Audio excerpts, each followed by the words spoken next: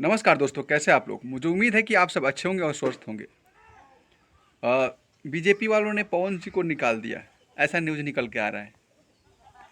एक बात समझना पड़ेगा, पवन सिंह को निकाल दिया, ठीक है।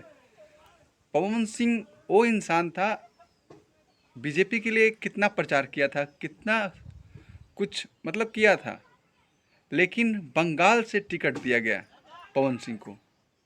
पता है क्यों? बिहार से टिकट मिलना चाहिए, लेकिन बंगाल से दिया गया।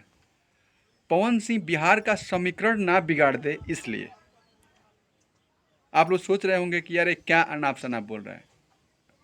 तो मैं अनाप शनाप नहीं बोल रहा हूँ, मैं सच बोल रहा हूँ।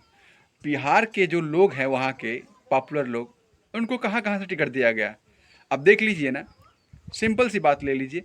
मनोज तिवारी कहाँ से हैं? दिल्ली से। रवि किशन, घर कौन सा है? जौनपुर। कहाँ से चुनाव लड़ रहे हैं? गोरखपुर से।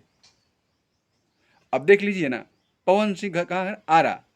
टिकट कहाँ से दिया दिया जा रहा है? बंगाल से।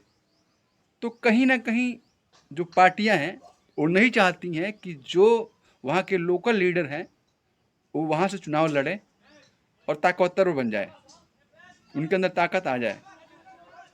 कहीं ना कहीं ये है चीज़, आप लोग मानो या मत मानो, मैं साफ बता रहा हूँ आप लोगों से। अब देख लीजिए, कन्हैया कुमार को देख लीजिए, चुनाव लड़े थे बिहार से, ठीक है, पहली बार। अब चुनाव लड़ रहे हैं दिल्ली से। कहीं ना कहीं बिहार के लोग को मतलब अदर राज्य से चुनाव लड़ना पड़ता है। बहुत शर्म की बात है।